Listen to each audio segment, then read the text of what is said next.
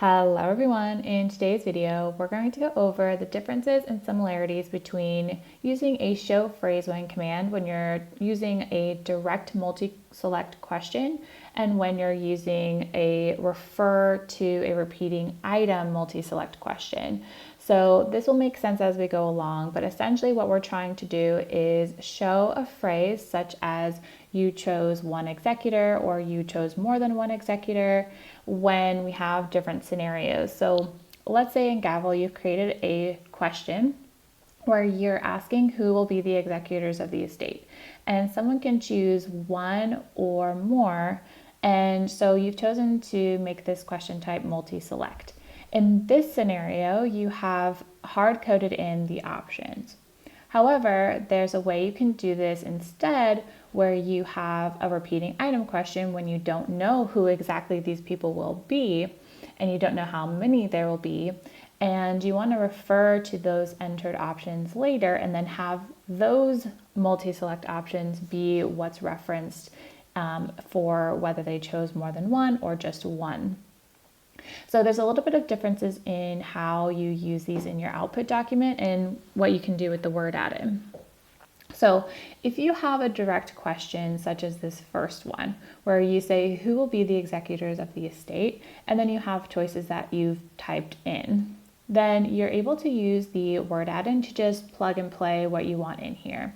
So for example, if you go into the word add-in and you select your choice of you chose more than one executor, using the word add-in to insert show phrase one, this is just my example, all you need to do is say show phrase one, the number of selected items in this variable question, so the number of selected items in executors, is greater than one, and then you just say insert condition. So I'll just put that down here to show you. So let's say I say insert condition, then that's going to be the code that you just use easily in that scenario. You can also make it to where you put in the simple variable of the number of selected items in that particular question and format it as a word that's lowercase. So when it comes out, it would say you chose one or you chose two executors and so on, if you wanted to be specific about how many they chose. So you would just do that and say insert variable.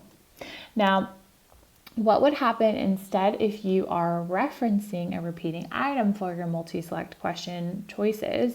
You would have a repeating item question that would be the one that you're referring to. So in my case, I just have executor options and I have their name, which will be their full name. So I have executor option full name.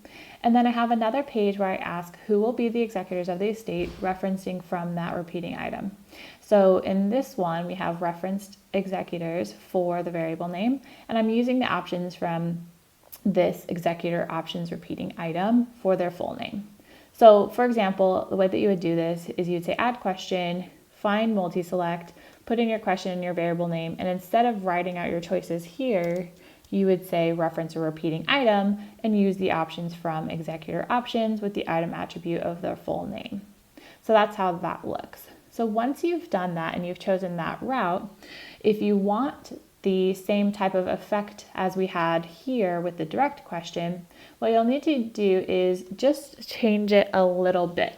So what we're going to do instead in this case is instead of having it say number here, so we still have everything the same so far. Let's look at these two together.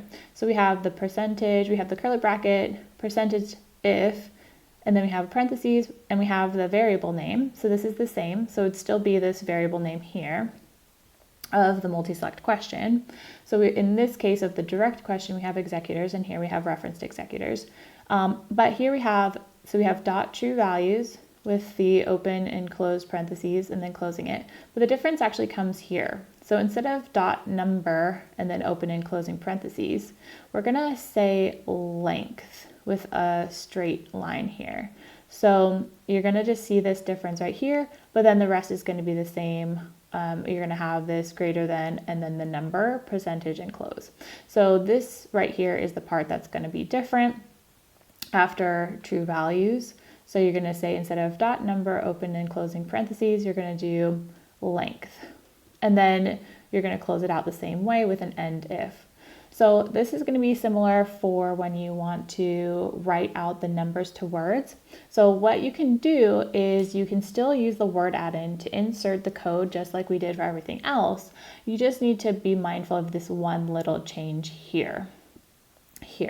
And for the words, it's still numbers to words, and then everything else is the same except we're just changing true values and then dot number to this straight and then length, and then everything else is the same. You can have lower be, here or with a space, either way. But this is the part that's changed. Just change number to length.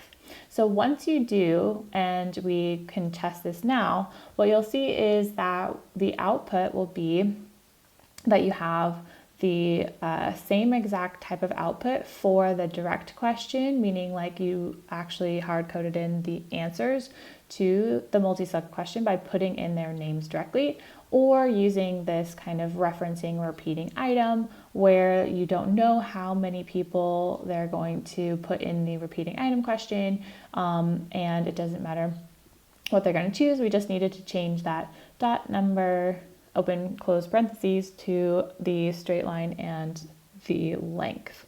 So I hope that's useful, and I'll see you in the next video.